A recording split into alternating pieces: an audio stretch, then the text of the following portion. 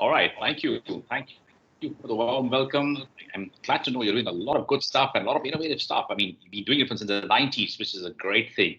I think you're in Guntur. I had visited Guntur last in 2008 and 9.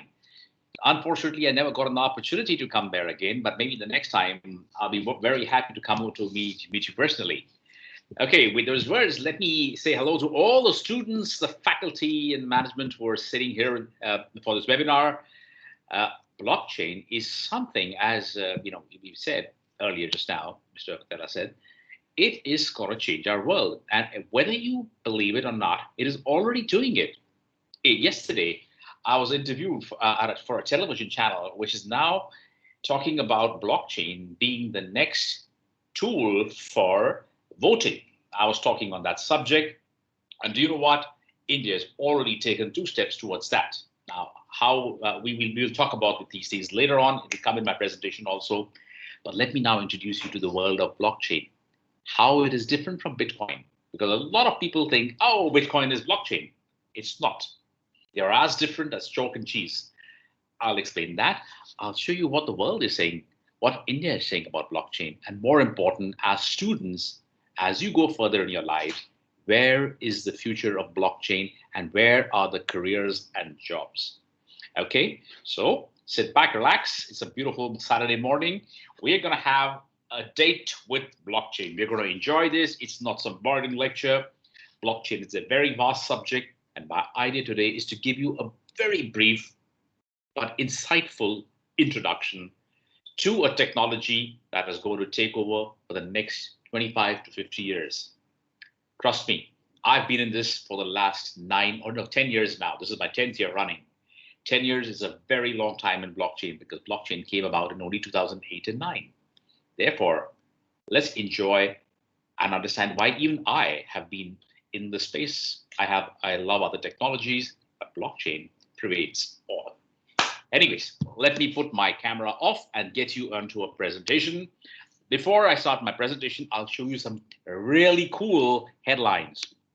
What are these headlines? These are headlines which you as students, which you as faculty, which we as a nation should understand and see why they're coming.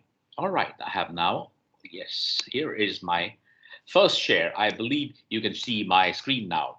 What is the first thing we see? Yes, it is visible, Raj. Perfect. Very nice headline. It says the demand for blockchain engineers is through the roof. It's just growing and growing and growing. The demand is too much. Trust me, every day I get so many requests for blockchain engineers, developers, and many other people as well, which we will see during the presentation. What are the job opportunities? And what happens when there's a demand? Well, economics says sky high salaries for blockchain professionals, Economic Times. Great news. Another good news is, oh, this is gone. Yeah, blockchain is not just for techies, although but techies enjoy a blockchain. It's not only for technology specialists. You could be a commerce student, you could be an even art student, you could be a science student, you could be a law student. There are opportunities for everyone in the blockchain domain. That's why blockchain is now the most sought after globally and now even in India. So let's have a look what else is happening in the world. Wow, this is big news for India. The India's first crypto bank, not the regular bank like the ICICI, State Bank of India, etc. It is a crypto bank where you can buy and sell cryptocurrencies. You can buy and sell, not only buy and sell, you can also pledge your digital assets and take a loan against them in your own currency. Now, this has never happened ever before. Never. What does that mean? Things are emerging, and this is the first step. And by the way, Kasha has now opened 2 branches and is opening 100 branches in the next 2 years. And that's not the only company. There are many more coming in. Crypto banks are going to be as mainstream as our regular banks. So keep this in mind. Kasha is the first. Not only that, let's see what other banks are doing. Indian banks are also saying, well, we allow customers to trade in cryptos. This was never done before. Now it's happening. Although crypto is not blockchain and blockchain is not crypto, but crypto is an integral part of blockchain and blockchain is an integral part of crypto. I'll explain to you how they're different also. But in the meantime, enjoy this part. Everyone is getting, and there are jobs with them. They want developers, they want engineers, they want architects, they want even project managers, they want testers, they want everybody. And the salaries, as I said here, sky high salaries. That's great news. We have another one. Just recently, MasterCard and Visa. Visa made an international declaration, is a statement, an announcement that is going to allow payment settlements using cryptocurrency. That's mainstream. Not only Visa, MasterCard, PayPal, everybody is now accepting cryptocurrencies as payments towards dues. What does all that mean actually? It means crypto is getting mainstream. Blockchain is already mainstream. So let's have a look at one more thing before I get into my presentation. We all are on LinkedIn. I'm sure of that. Yes, LinkedIn is a big platform. All of us should be there. It had an article. It had this, they have all these jobs coming up on LinkedIn. A lot of people recruit from LinkedIn. Look at what they said. The skills companies need most in 2020. What is the number one skill here on the 10 hard skills? Yes, it is blockchain. We got cloud, AI, UX design, everything else after that. That's pretty good. They're all great technologies. But number one skill they want is blockchain, and that's saying a lot, right? So with that, the headlines are plenty. I can keep going on and on. Let me show you something else now. Let me get into my presentation. And we will have a look at that now. All right, I minimize this. I put my presentation. Is the presentation visible to all of us? Ritesh? Yes, it is. Perfect. So we saw the headlines. Now let's know why these headlines are coming. Why is there so much excitement and growth in this space? And why we should not be left behind. Institutions that do not embrace this are going to be outdated in the next 10 years. Let's embrace it now. Individuals too, embrace it because it's going to be in every sphere of your life. And now my presentation will show you how. Let me introduce you to the world of blockchain. Before I start, I'll just quickly tell you the difference between the Bitcoins and the blockchain. Bitcoins or cryptocurrencies are a brilliant use case of blockchain. They're a use case or a case study, as you would say. They epitomize all things which should be in which blockchain stands for: immutability, traceability, trust, decentralization, and tractability. Everything is there. That's why Bitcoin today is $50,000. Anyways, it's a vehicle. It's a vehicle, and it's a vehicle which rides on the highway of blockchain. There are many such vehicles. Bitcoin is one such. It exists because of the inherent strength and inherent principles of blockchain, and not the other way around. People are telling me, oh, we're going to ban cryptocurrency in India. It doesn't matter. Let them ban it. Who cares? Blockchain is a technology. You're not banning the technology. Maybe one product. That also is not going to happen. Anyway, let's understand it a little better. So blockchain, what is blockchain? Before I go to what is blockchain, now let me explain to you that it's an institutional technology, not just an information technology. AI, machine learning, robotics, IoT, cloud, everything else is information technology. Great stuff. But here is something which is an added layer to that. It's an institutional technology. What is an institutional technology? Well, first, let's understand what is an institution. The government is an institution. The education system is an institution. Your college, university is an institution. The media is an institution. Many more institutions, but bottom line, the institutions have the power to change things. Institutions have the power to shape lives, economy, social life, etc. Blockchain is one such technology that is not just only an information technology, but also an institutional technology. That's big. Institutional revolutions don't happen very often. The first was in 95, the internet. Now, 25 years down the line, it is blockchain. The internet gave us a digital world. blockchain tells us how to protect the digital world, protect our privacy, amongst many other things. But bottom line is, it's the next revolution, it's the next internet, it's the next way of life. So that's why it's called institutional. Now, let's see what happened in India. Well, why is India doing such a lot of work in the blockchain space? Well, 2020 Jan, just before the first wave of the pandemic hit us, a very important document was launched, was released. It was released by Niti Aayog, which is the government of India's advisory body, on how we can have a very strong technology playing a major role in our economic development. Now, that was called the Blockchain India Strategy. It outlined what India needs to do, which are the areas, which are the sectors beyond finance where we can use and implement blockchain. And that's a very important document. You can download it from the net. It's on the Niti Aayog website. But that is not the only document. Then came the pandemic.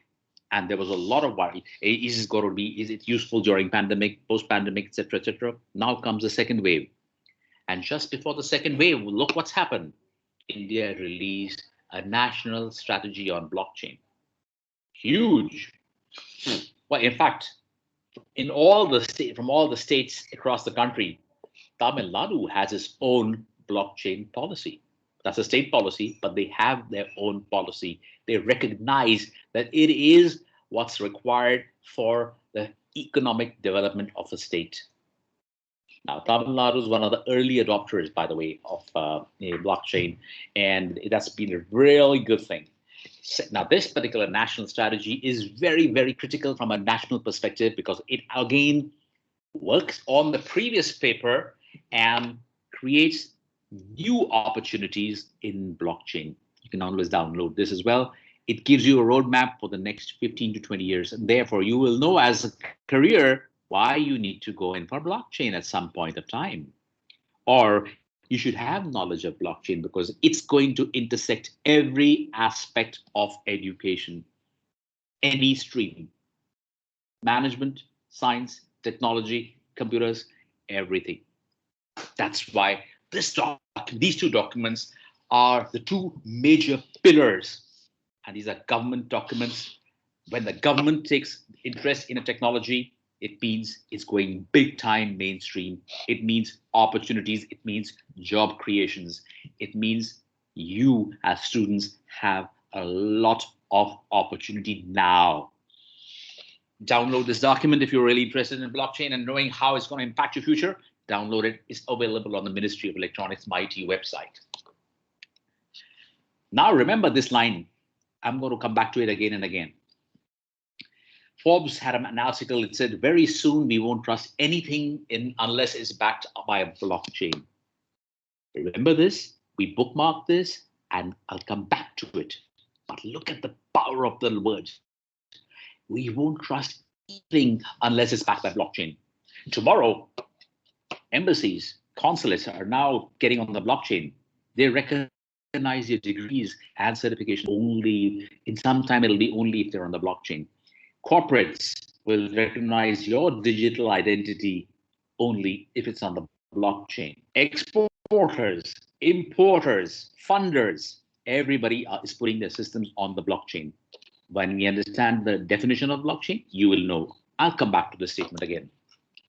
And here's Blythe Masters. He is a wonderful person and speaks very well on the crypto space and the digital asset space.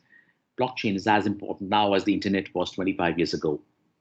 I don't have to state the obvious. We all know that. Today, you and I are speaking because of the internet.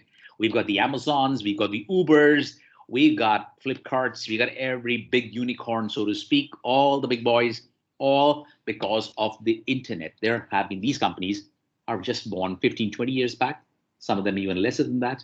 And look where they are. They are amongst the highest market caps anywhere in the world. Bigger than the Fords and the Walt Disneys and so on and so forth. Look at that. That's big.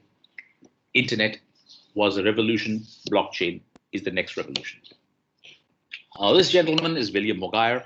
He is a very strong exponent of blockchain technologies and blockchain, and he invests in blockchain companies. He says The old question used to be, is it in the database? Well, everything is in the database. Oh, yeah. Your academic records are in the database. Our financial transactions are in the database. Our telecom information is in the database. And guess what? All your digital history, your search history, what you do, even if you go in the incognito mode, everything is in the database. The big tech guys know exactly where you're sitting, what you're doing, what you're doing. I mean, it's nothing is private anymore. That's very scary, very scary if somebody wants to misuse that information.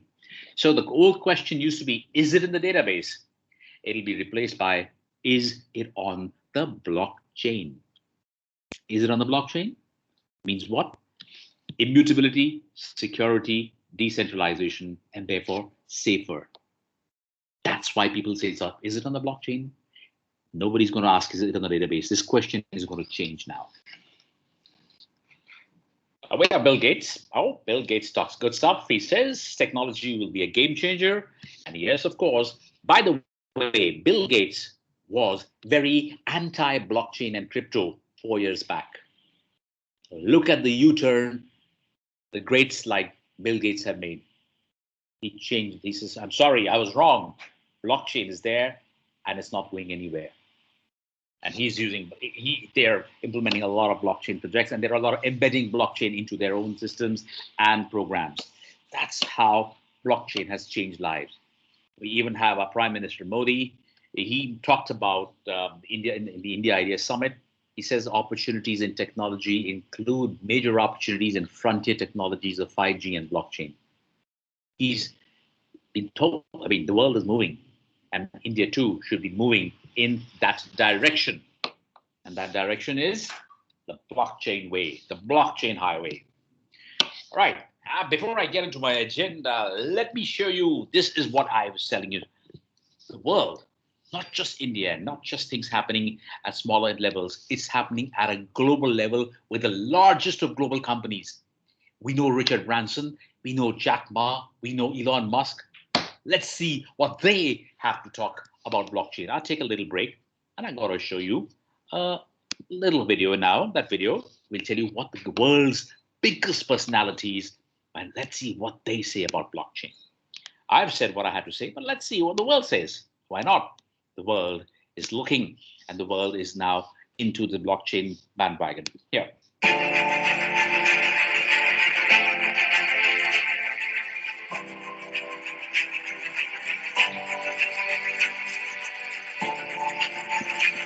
I think blockchain is going to be a very critical technology for the future development of the world.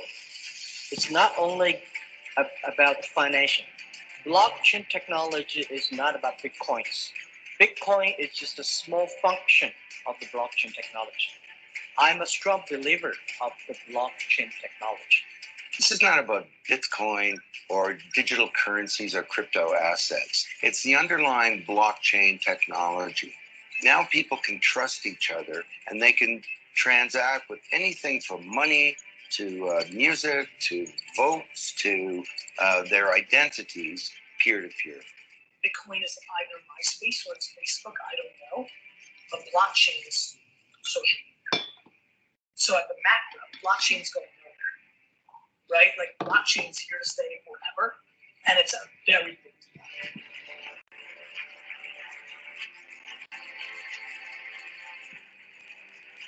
Enter blockchain.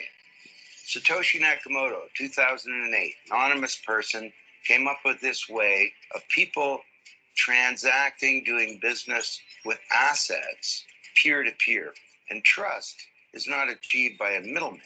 It's achieved by cryptography, by collaboration, and by some clever code. And what that means is that we now have a native digital medium for value. Effectively a software.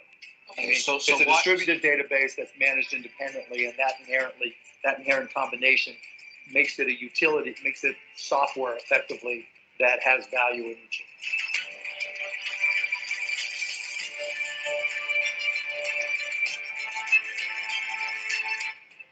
The business world of the future, say 10 years from now, It's going to run on smart contracts. It's going to run on strong encryption and on, peer-to-peer based consensus mechanisms. So the core technologies underlying blockchain are going to pervade everything, just like the internet has, just like object-oriented software has, right? No. So the choice, when I talk to people, I said, what do you think will be here in 2040, approximately 22 years from now? Will gold still be here? Well, it's been here since eternity. Well, Will the dollar be here? Right. I don't think so. And will blockchain be here? I think so.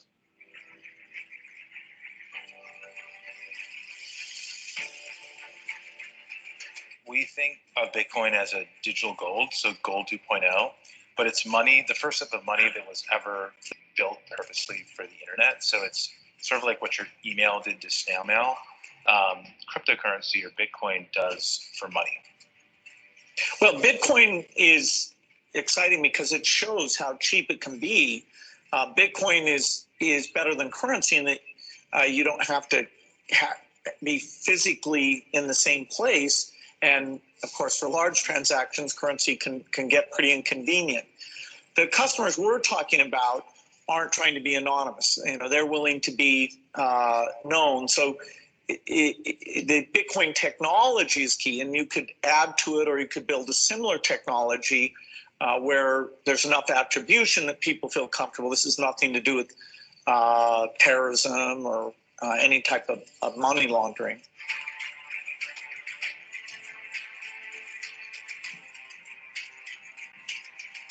It's still very early. Institutions, everybody knows about it, everyone's heard about it, and there's some very sophisticated people in even these banks who know about cryptocurrency, but they're still not really in the game yet. It's still very much a retail-driven market, very much a lot of the actions out in Asia. So we still think it's the bottom of the first inning. If you read this book, you understand how we got here and how far it's come, but it's also just sort of the beginning in a lot of ways. Well, I think it is working, and there will be other currencies like it that may be even better. But in the meantime, there's a big industry around Bitcoin. And, people have made fortunes out of Bitcoin. Some people have lost money out of Bitcoin. It's volatile. It's volatile. Yeah, but it is quite volatile. But in volatility, people can make money out of volatility. So where I see crypto as effectively as a replacement for cash, but not as a replacement as a primary, I do not see crypto being the primary database.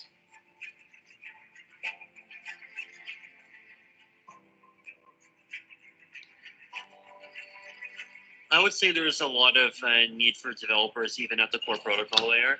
So things like improving protocol scalability, working on the client implementations of things like proof of stake.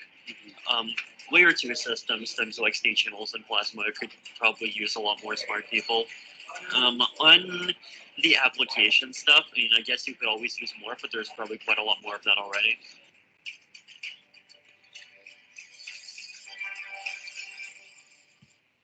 Yes, sir. That's what world is saying. And this, by the way, this video was about 2 years old, but still has relevance. And that's why I showed it to you by 2 years. And now the 7.7 billion has now become more than 26 billion. These numbers have changed. I'll show you those also. So let's get back to the presentation and see how we're making a big difference in this. All of us are playing a role and we are enjoying it. Right, here we go. And we see this again. So we saw, there is what we're going to do now. What is blockchain? Let's understand it a little better, just to brief, not in detail, just to know what the hell we're talking about. You'll understand the origins of blockchain, because if you don't know why it came, you'll never understand its importance. And lastly, so we're going to enjoy, where are the blockchain jobs? What are the salaries? Wow, that everybody likes. We all work very hard. We study and we want great salaries, great jobs. Here is your opportunity.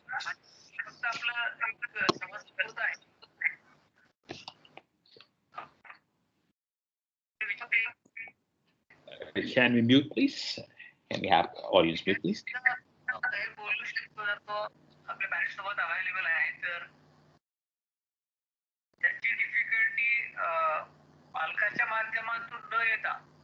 Can we have the audience mute, please? It's disturbing. Yes, sir. Yes, sir. Done. Thank you. Appreciate it. All right. I understand sometimes you're got to take important calls and all, but let's put it on mute. Yeah, that's great. All right.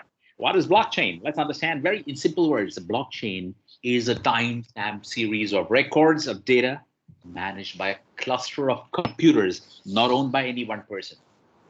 How is it now? It's all in one place. And there is an owner for that. Therefore, making it can become compromised. I'm not saying it always does, but it can be compromised. Imagine all your savings in one investment. If that company shuts down, you're done, you're finished. But if you spread your investments in multiple ways, you're safe. Same thing with blockchain. Instead of investments here, it's your data. Data is the biggest investment today. Anyways, so these data blocks are bound to each other using a crypto principle, like a chain. And because they're different blocks with different information,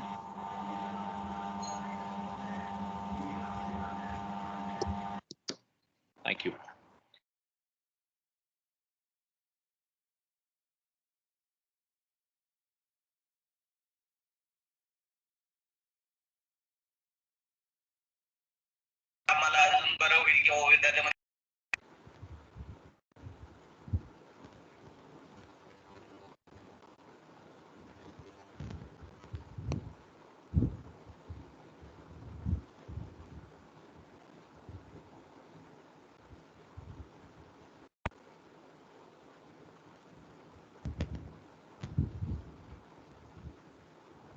Raj, your audio is not audible. I think you are mute.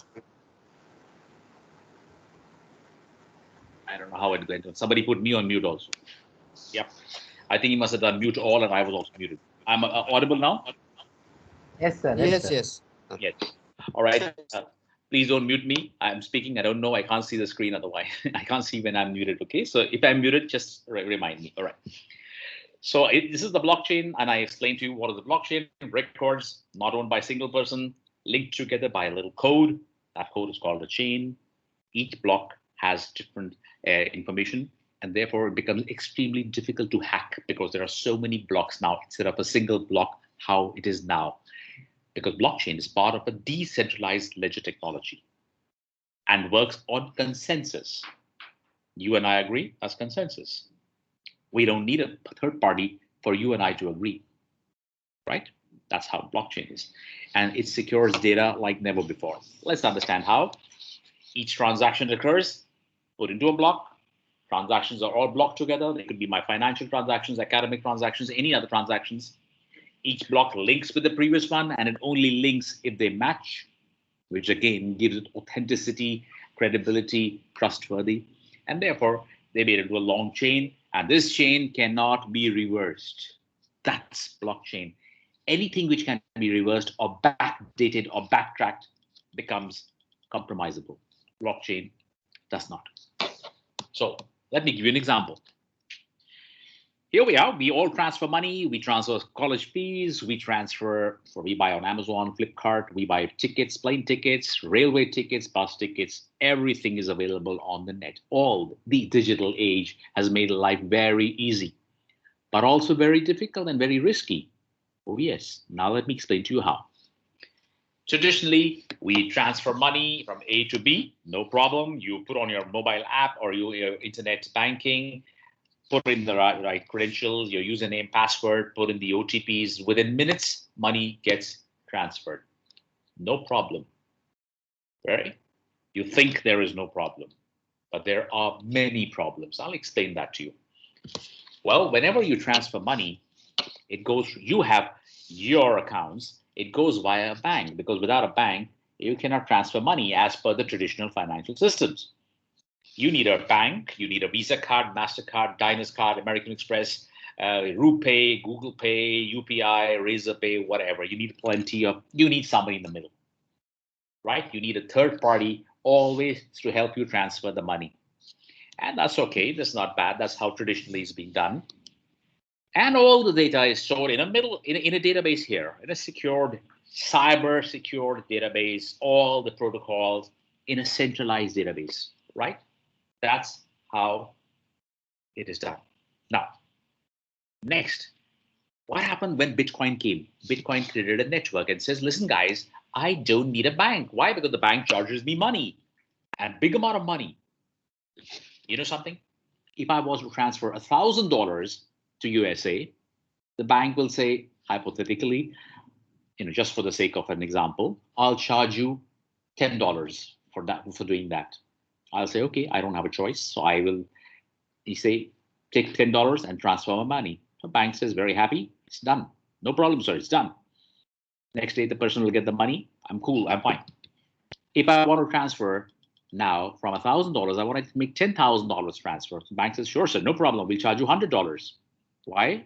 Why? Because your amount has gone up. So we also have to charge you more. You're doing that every day. Come and let's see how Bitcoin changes that whole paradigm. If I want to transfer $1,000, Bitcoin, the Bitcoin network says, I'll charge you $1. Very good. You save a lot of money. I said, no, I want to transfer $100,000. The Bitcoin network says, don't worry, sir, I'll charge you $1. I said, wow. If I want to transfer $1 billion, the Bitcoin network says, I'll still charge you $1. Where the bank would have charged you thousands of dollars. See how revolutionary the technology is. It saves so much money. Banks were really feeling threatened about it, by the way. And I'll tell you what they did after that. Anyways, same thing happens here. I transfer money. What have I done? I've got rid of the bank. I don't need the bank. I can reach out to anybody without the bank. I don't need it. I just need to have consensus. You want money? Yes, I want money. I'm going to transfer it to you. Whatever the amount. The charge is too small, too negligible. And the data now, that's more important than anything else. This data which was centralized here is now in different nodes across the globe. It's a Bitcoin network blockchain. And because now there is no intermediary, is it disintermediated? It's distributed, it's decentralized, it's no longer in one place. It therefore becomes trustful. And that, my friends, or those of you who are into programming, software development, etc., the world is calling this programmable trust, and you will come across this word in your careers going forward. Let's have programmable trust. Now you see the headline. We won't trust anything unless it's on the blockchain, because blockchain, my friends, is programmable trust. Keep remembering that headline. It's the headline of the future. So now we had one ledger here, the bank's ledger here. What can happen? Bank systems can be, there could be human errors, there could be tampering, records could be conveniently deleted or even lost. With blockchain, all this stops completely. It is finished. It's now a single ledger, shared. The single ledger becomes shared, becomes distributed, permanent, immutable. Now nobody can manipulate. No Vijay Mallya, no Nirav Choksis, all these guys who fled with thousands of crores of Indian rupees outside, Nirav Modis and Mehul Choksi, sorry, and all these guys, all of them are outside enjoying the money. Why? Because they could manipulate the centralized systems which we had. Can you imagine? These are the names we know. Can you imagine the magnitude of what happens on a daily basis? Banks are vulnerable. Your money is not safe. And trust me. And that's why even in India now, 7 private banks led by ICICI and HDFC have gone onto the blockchain. And a couple of months back, State Bank of India also has moved on to the blockchain. They couldn't fight the blockchain. So they said, let's make friends and be with blockchain. They're going to bring down their costs, improve efficiencies, improve money transfer rates, etc. The long-term repercussions are going to be tremendous. The banks now are no longer ignoring blockchain. They are embracing blockchain. So where did it start? This is very important, very critical for you to know. 2008, there was a market crash in the United States. The market crash took Lehman Brothers and millions of other businesses. They brought them onto the streets. Why did that happen? It happened because banks were dictating everything. Banks dictated rates of interest, borrowing, selling, to lending, everything. Everything was how much saving account interest banks decided. Recently, we had a couple of months back, we had the finance ministry say we are going to reduce, our saving interest on our saving accounts, etc. That, of course, were very, very rightly overturned the next day. But bottom line is, banks make decisions. Things are changing. But in 2008, this happened, and in America, this happened. But the whole world was having an impact. It had an impact for years. There was major depression, global markets crumbled, a lot of people lost their jobs. We also heard of it as a subprime crisis. A lot of things happened as a result of that. During that time, somebody said, wow, this can't be happening. We have to have a better system. We have to have a system which can challenge a bank, or which can challenge a financial system or a digital asset system. And then came the Bitcoin. The Bitcoin was born. What's the Bitcoin? The Bitcoin was nothing but a digital asset they created to prove that you could move a digital asset from A to B without having C in the middle. We don't need the C. Why do you need C? You want 100 rupees? I'll say, yes, I want to give you 100 rupees. Do you really want to have anybody in the middle and saying, oh, I'll make sure that so-and-so will give you 100 rupees? Oh, no, that's all rubbish bullshit. No, it doesn't happen. We don't need it. Why should there be a third party? I agree, you agree, we shake hands, and that's consensus. That's the basis of blockchain. So Bitcoin white paper was published and attributed to a gentleman called Satoshi Nakamoto, who said we don't need a third party or anybody in the middle. And that formed the basic fundamentals of blockchain: immutability, time stamping, and transparency, decentralization. These 4 pillars of blockchain were fundamental and exemplified by Bitcoin. Now, who is Satoshi Nakamoto? Nobody knows. No, I don't know who he is. You don't know who he is. The world doesn't know, because it was a pseudonym. A pseudonym is not his real name. He was obviously very, very careful, because he knew that he had created a system which could rival any existing institution, that is the financial institution. And that's why blockchain is called an institution technology, by the way, guys. I told you in the beginning.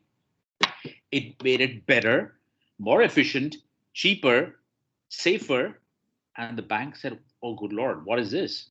The government said, good Lord, what is this? Now, if he had given his real name, I'm sure he would have been picked up for questioning, and lots of questions would have been put into his head, or maybe arrested or whatever, because people don't like to be challenged. But somebody challenged, and that's why it's a revolutionary technology. A revolution is a challenge to existing systems. Now, who is Satoshi Nakamoto? Let me share a little trivia. And that's also not a fact. It is not proven, but it is commonly believed. Here, Samsung and Toshiba came and made Satoshi. Nakamichi and Motorola made Nakamoto. Satoshi Nakamoto. You get it?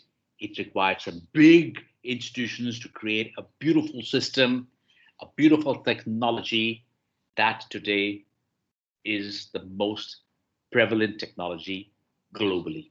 That's a trivia. Nothing proved as yet, but that's a common belief in our circles. So what happened after that? Very thing. There was awareness. 5 years, nobody knew what the hell is happening. How do you buy stuff? How do you transfer money? Do you know the first transaction was in 2009, when somebody paid 10,000 Bitcoins for 2 pizzas of Papa John's. Papa John's, 2 pizzas cost 10,000 Bitcoin. If that guy had kept the 10,000 Bitcoins, he would have been a multi-billionaire now. Well, that's another story. The bottom line is it showed that we could transfer money, and people started accepting it. It took 5 years for that to happen. But after that, people said, wow, this technology is great. The fundamentals of blockchain are great. Immutability, transparency, decentralization, time-stamped. You can't make any changes. Wow. Let's use it for business. So other sectors started using it. So the financial sector started, and then the government tried it, the retail sector tried it, the supply chain tried it, manufacturing sector tried it, IT tried it, everybody tried it. And for 2 years, they experimented. They created proof of concepts, projects, whatever. And they said, wow, this is great technology. It brings down prices. It brings in efficiencies. It gets rid of a middleman. The entire process becomes more streamlined. Smart contracts started being written. Smart contracts are nothing but like real contracts, but written in code on the blockchain.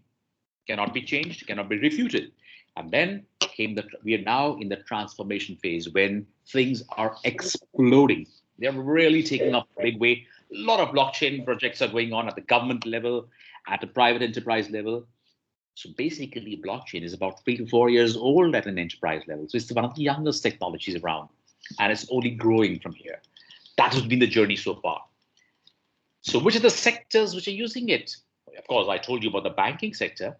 The government has got Indian government has got more than 90 projects right now across the country on blockchain. A lot of them are in Tamil Nadu as well. Tamil Nadu is one of the leading states in adopting blockchain technology. We have the retail sector.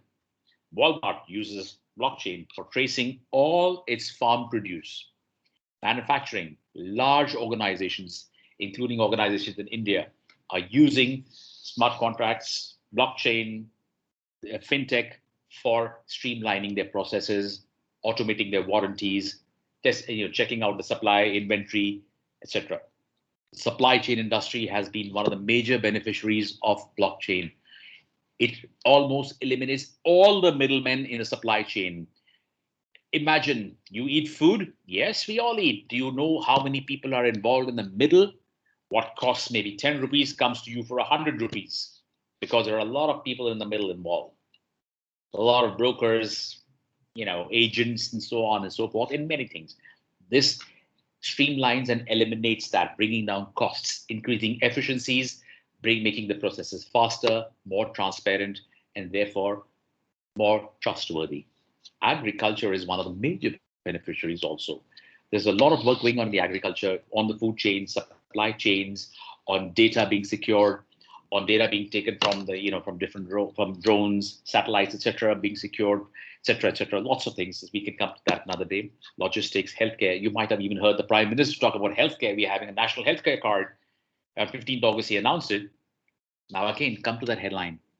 Is it in the database? Yeah, all our health records will be in the database. Absolutely. But is it on the blockchain? If it's not, it's got to be like your Aadhaar card, PAN card, phone numbers, email. Everybody got it. In India, more than 500,000 marketing agencies have your data. 500,000. You're not private. Nothing is private. Okay? It's got to be on the blockchain. You have given the data. You should control the data. You are not being monetized for the data while the world is making billions of dollars because of your data. So media, utilities, real estate, voting. The Telangana government is now doing a pilot project on putting the voting on the blockchain, and even the Election Commission is now doing a couple of pilots. So they want to have 2024 as a year for putting a lot of states on the blockchain for voting. Whether it happens or not is a different story. We will see. They're doing the experimentation now, but voting brings about. So basically, as I told you, it's an institution technology. It's part of a democracy. Blockchain is institutional. Anyway, there are a lot of these sectors. You can see the pie. The pie keeps changing every day. The bottom line is many different sectors are using blockchain. So much so that in India, out of all 50% of the states, more than 14 states are actually implementing a lot of blockchain projects. If you can see, Tamil Nadu is putting the agriculture supply chain, financial services, healthcare, education, all on the blockchain. And if you're not clued into blockchain, you will be left far behind. I've given you some examples. Let me show you a small 2-minute video on how blockchain is made into other sectors. Now, when this video was made about a year and a half back, a lot of projects were they were doing a lot of trial and errors. Now it's done and implemented. Let me show you now.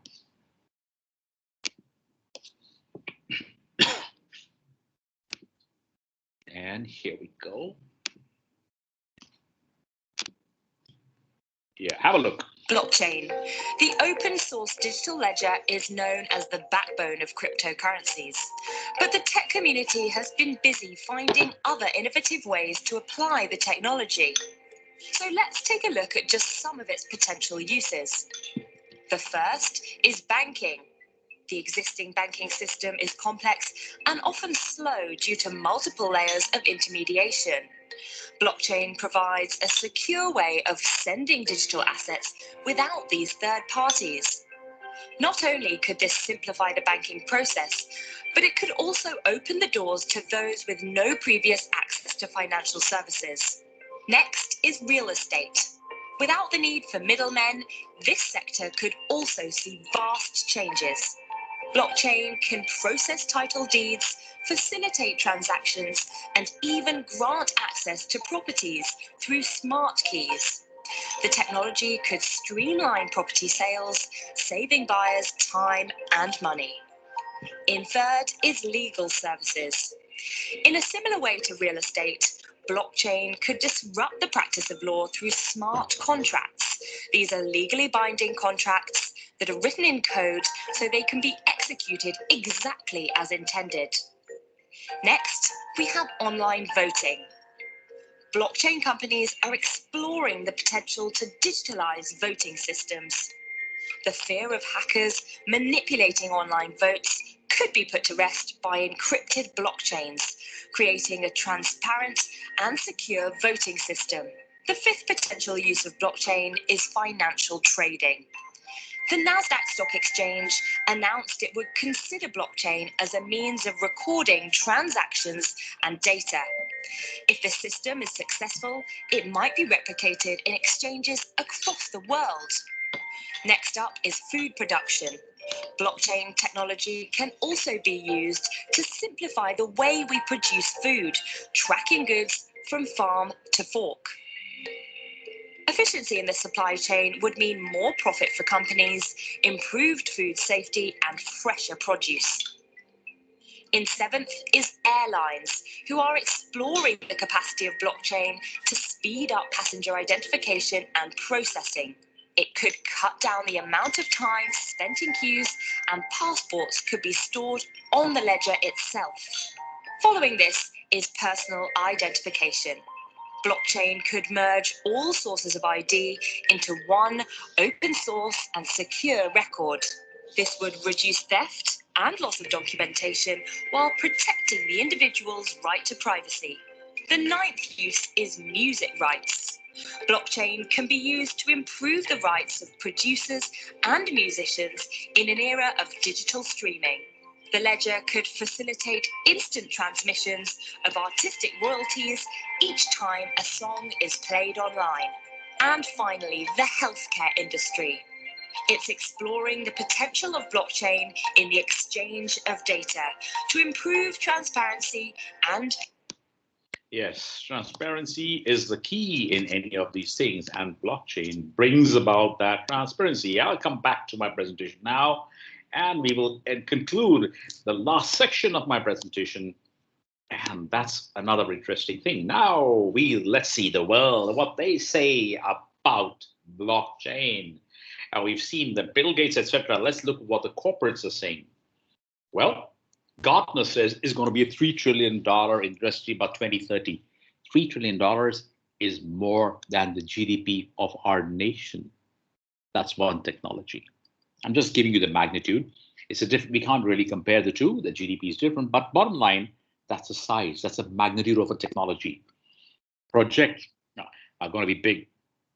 Hired is like a Naukri or a Shine.com, and there's a lot of hiring. There has been a 400% growth in recruitment in the blockchain space. Are you a part of the 400%? Will you be part of the next 400%? That's a question you ask yourself.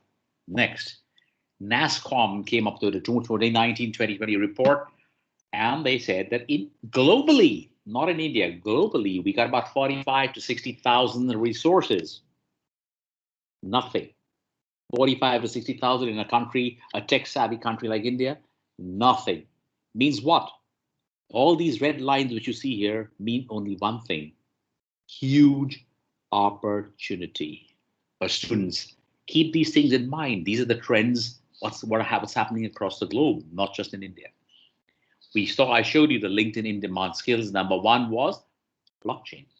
NASSCOM also did a report for India, and it says we got only 5,000 guys possessing blockchain skills. What? 5,000, nothing. In a country which has billions of people, 1.3 billion people, wow. We got 5,000 guys, and we are a tech nation. We are a tech background for so many. Oh, we got to improve that. That's why blockchain jobs are rising and rising and rising, because a lot of projects are now being done internationally and in India. And of course, the government of India as well. So 5,000, that's an opportunity again for you. He's one of the biggest recruiters in the tech space, Randstad India. Paul Dupois is the MD of it. And he says salaries for ready to deploy professionals with a blockchain background are twice that of one without blockchain expertise. Now, here's an example. One of the universities I'm working with, we had rolled out this program some time back, and they got their first 37 people recruited recently in the blockchain space with a starting salary of minimum 12 to 18 lakh rupees. That's the starting salary they got, which is a good start, which is a great start for freshers. Why? Because they were on the blockchain. They knew blockchain. They knew the fundamentals and concepts of blockchain better than all the others who also graduated from the same college, same streams, and many other colleges with the same streams. How was it different? Paul Dupois says, we want guys with blockchain because that's what companies want from us. We can get a lot of engineers, but do we get a lot of blockchain guys? Not really. So if they get ready-made blockchain professionals, they are very happy to pick them up very fast. So that's one. Now we want to see what are the careers. All right, let's see. Now, for all you techie enthusiasts and all those who love programming, coding, tinkering around with software, well, you got a lot of opportunities. You got a blockchain developer. You can become an engineer. You can become a quality engineer, or you can become a tech architect, tester. So many opportunities. These are just a few. Well, you can become a data scientist. You can become an analyst, entrepreneur. If you want to start your own startup. If you don't want to get too much into the technology space, well, you can become a project manager, recruiter, attorney. A blockchain attorney is in big demand because they understand the concepts and the rules and regulations and compliances of the blockchain in the crypto world. Product managers, and there are lots more jobs. Journalists, community managers. Oh boy, ICO advisors are in big demand. What is an ICO advisor? You've heard of IPO, initial public offerings. That's in the financial markets. Now, a lot of companies are being funded by coins or cryptos. That's called initial coin offering. Now, 340 companies in India are funded with cryptos. How would you advise? You would need somebody to advise, just like you needed a financial advisor. Also, now you need an ICO advisor, somebody who knows the crypto world. Salary has, job markets in the last year have been increasing 2,000 to 6,000%, and the blockchain salaries have increased 50 to 100% from the last year. You can just go to a website called payscale.com, go to this and just Google it, blockchain technology average by job, and you'll find great salaries for blockchain professionals. More important is this beautiful blockchain opportunity wheel. Before I wind up, I wanted to show you this wheel. Look at the number of opportunities within the domain. There are 16 on this and many more to come. But these are in high demand. Security analysts, engineers, look at 9 on 10, 9 on 10. If you are non-technical, marketing specialist, also 9 on 10. Like this, we have, of course, analysts, recruiters, data scientists. There's so many different jobs. But bottom line, there are lots of opportunities. Well, these guys, these are not the only recruiters. No, they are just a few. And which are these? These are the ones I teach them right now. My teams are doing a lot of training with these guys because they don't get very good professionals from universities and colleges. So they invite us to upskill and reskill their existing programmers, developers, product managers, etc. These are just a handful. There are many more. I put a few recently. These guys are the happiest to come to colleges and recruit some really good blockchain talent. And I believe that we have a lot of talent in our universities and colleges. We just have to leverage it now. So before I end, some facts and figures. Corporations are going to spend $20 billion per year for blockchain technical services. Who's going to manage these? You. Projects will add 360 billion. Who's going to manage these projects? You. The world's largest banks have invested $50 billion to build a blockchain-based digital cash settlement system. $50 billion. Banks first thought blockchain would go away. It didn't go away. They thought Bitcoin will go away. It didn't go away. So now they've joined it. They said, well, let's join it. And JP Morgan, in fact, now has that platform, which we are talking about here. 55% of healthcare apps will be on blockchain, and blockchain investments are up to 80%. This year, it's gone past 400%. 2020, it had crossed 400%. Financial companies can save up to $12 billion a year from using blockchain. Well, a lot of these banks said, well, we can save a lot of money, guys. Whether they give it to us, no, we don't know, but they save that money. That's good enough for them. In a pandemic situation, and things are difficult for all, if you cannot earn more, you can save more. That's been biggest in the last 2 years, the biggest sector of improvement. Finally, it's a global demand. It's a huge demand in Australia. Australia has put it in the top of the job maker agenda. And guess what? Australia has a fast track program for blockchain professionals, fast track to get a permanent residency. That's Australia. Similarly, Canada. That's big. So we have a lot of these now. If I, we have a lot of things happening in the space. And if I was to tell you, as a professional from the industry, and I've been in this industry long enough now, I've also done a lot of work, whether it's at the government level, whether it's the private sector, whether it's at the college and in the institutional sector. I always believe that the foundations are built at the institutional level. And that's why these are 7 reasons why, no matter what you're doing, no matter what technology or softwares or sectors you're choosing, you got to have blockchain as part of it. Why? It's cutting edge technology. Oh yes, it's as I told you, it's an institutional technology. It's really cutting edge. Very high demand. I've shown you the demand. It's global, not just in India, because there is very little blockchain talent and lots of blockchain projects, and therefore opportunities. It's a supply demand thing. Vast infrastructure. Blockchain has advanced, and every country's got great infrastructure now. 4th, multiple industries on the blockchain. Yeah, it's not just the government or the financial sectors. Almost every industry is on the blockchain. In India, I'm working with a lot of corporates, whether it's in the HR space, in the manufacturing space, supply chain, agri-tech. There are so many. It is basically now sector agnostic. Every sector uses it. Next, it integrates with new age technology. That's the best part of blockchain. It works with cybersecurity. It works with IoT. It works with cloud computing. Whatever you're working on right now, it works with that. AI, ML, whatever. It does not replace any technology. It increases the value of the technology, therefore making it inclusive and not intrusive.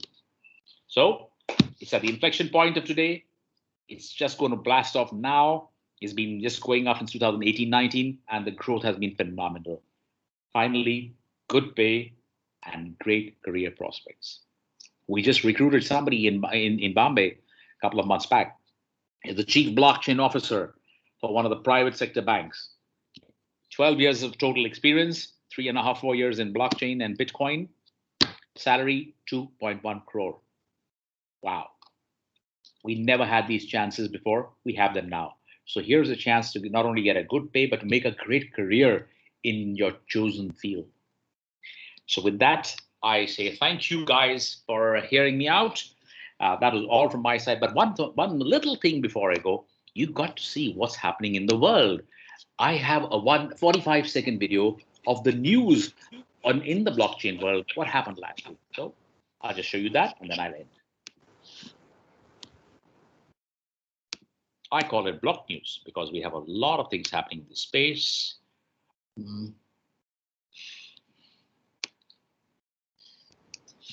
I think it's shut down. Let me just open that again.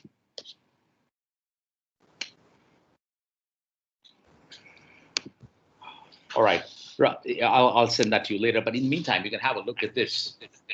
Blockchain career paths. These are for technical and for non-technical. Do have a look at this, and I'll share that with you later on. But bottom line, these are learning pathways which we have created. You will enjoy this. Let me just show you the little last thing. Okay, here it is. Let me pull that out. I'm just pulling it up. Just a minute.